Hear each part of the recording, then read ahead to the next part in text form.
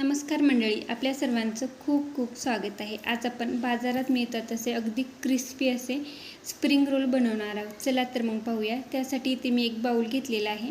यामध्ये आपल्याला 1 वाटी मैदा टाकून घ्यायचे, 2 चमचे कॉर्नफ्लॉवर टाकून घेतलेला आहे।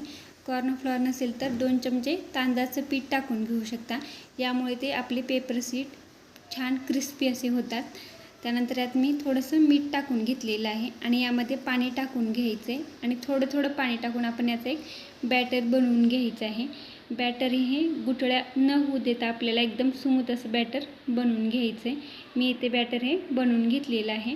बॅटर आपल्याला थोडंसं पातळच हवं, जास्त घट्ट नको।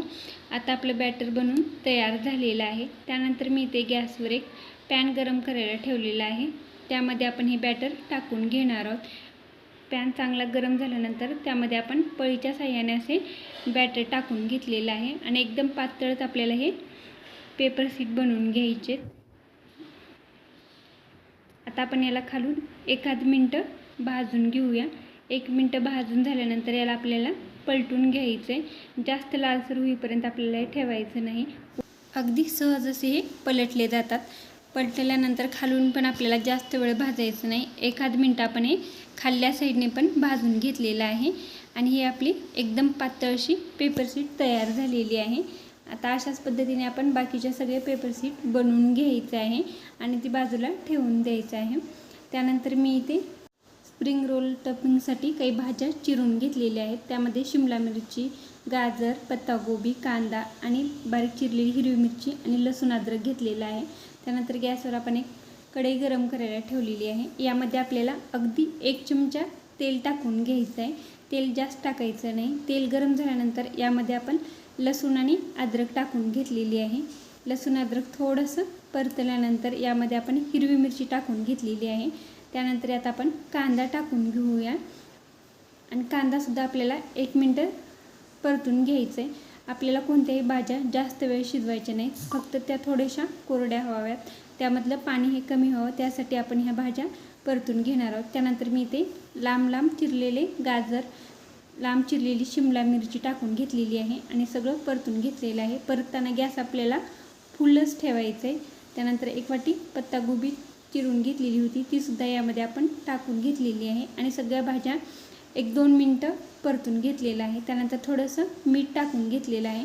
यामध्ये आपण सॉस पण टाकणार आहोत। सॉसमध्ये पण मीठ असतं, त्यामुळे अगदी थोडंसं मीठ आपल्याला टाकून घ्यायचं आहे। मीठ टाकून झाल्यानंतर यात आपण 1-2 चमचे शेजवान चटणी टाकून घेतलेली आहे। त्यानंतर 1 चमचा रेड चिली सॉस टाकून घेतलेला आहे।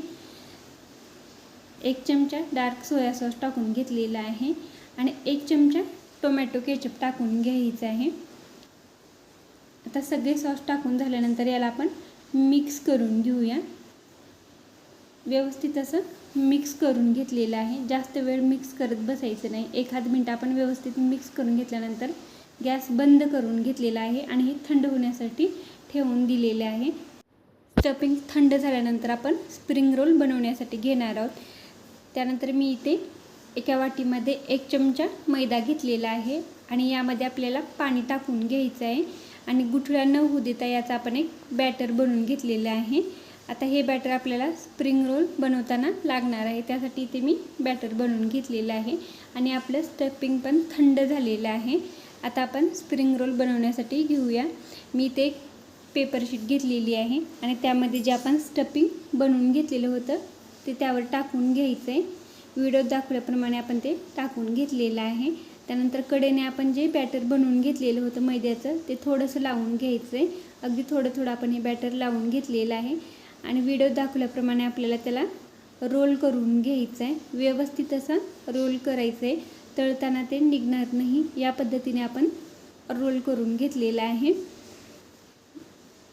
आता आपले हे अशा पद्धतीने स्प्रिंग रोल तयार झालेले आहेत। बाकीचे पण मी अशाच पद्धतीने बनवून घेणार आहे। आता स्प्रिंग रोल बनवून तयार झाल्यानंतर याला आपण तळण्यासाठी घेऊया। त्यासाठी इथे गॅसवर मी तेल गरम करायला ठेवलेलं आहे आणि तेल व्यवस्थित गरम झाल्यानंतर त्यामध्ये हे आपण टाकून घ्यायचे आणि मीडियम गॅसवर आपल्याला हे तळून घ्यायचे। आलटून पालटून सगळ्या बाजूने छान थोडासा लालसर कलर येईपर्यंत आपण हे तळून घेतलेलं आहे।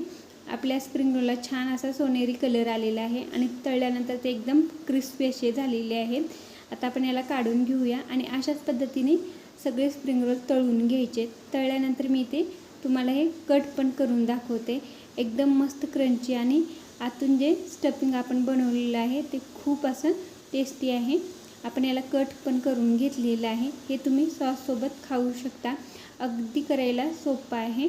तर आजचं हे स्प्रिंग रोल तुम्हाला कसे वाटले कमेंटमध्ये नक्की कळवा आणि व्हिडिओ आवडल्यास व्हिडिओला लाईक करा, शेअर करा आणि चॅनेलला सबस्क्राईब करा. अशा साध्या सोप्या रेसिपी घेऊन पुन्हा भेटूया आणि व्हिडिओ पाहिल्याबद्दल सर्वांचे मनपूर्वक धन्यवाद.